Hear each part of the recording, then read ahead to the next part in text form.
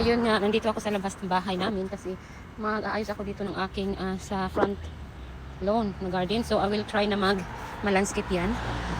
So nandito ako dahil maganda ang panahon. Siyempre spring na to summer. So ayan, gagawin natin yan guys. Ayusin natin yan mamaya. Okay, magbubungkal muna ako kasi kailangan ko din i-transfer yung mga halaman ko na nag-sprout na from bulb. Ngayon nag-sprout na, so ready na siyang i-transfer kasi wala nang frost. Last frost na yon. So yun. Okay. Guys, ito yung aming front garden. Yan, ganyan siya guys. So ang gagawin ko, tanggalin ko yung napakadaming tapos ito, mga luma na to. Tanggalin ko yan at gawin ko siyang i-landscape ko siya mamaya. Sana magawa ko. Yan. Tapos yung, ayan, umakyat na sa wire namin. Yan. So yun yung dati. Ito, wala yan dati pero niredusan ko ngayon nandoon.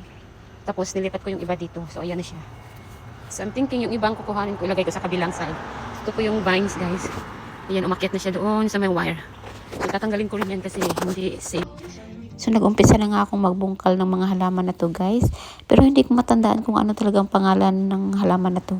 So binigay lang to sa akin ng aming kapitbahay at pinagtanim ko dyan. Pero laging malago kaya lagi kong binabawasan every year kasi pag hindi mo mini-maintain talagang makover lahat ng mga mo dyan sa yung garden kaya kailangan talaga bawasan pero napaka easy nitong i-maintain guys kasi kahit hindi mo siya diligan ng tubig araw-araw or kahit ulan lang yung hihintay niya hindi yan basta-basta mamamatay.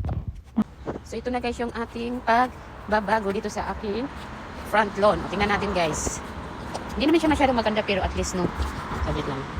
Nilagyan ko lang siya ng mga blocks. So ganun. Nilagyan ko siya ng ganyan tapos tinanim ko na yung mga nakasprout na mga plants, yung mga bulaklak. So ganyan na siya. Tapos binawasan ko nga yung mga plants na yan. Tapos ito din binawasan ko. Yan. Tapos ito. Tsaka yan. Yung ibang malaki nilagay ko dyan sa may gilid. Tapos yung isa na nandun pa guys. Tatanim ko pa yan. Tapos natanggal na yung ng vines na tawid. So, yan, na yan siya, magdadry na yan siya.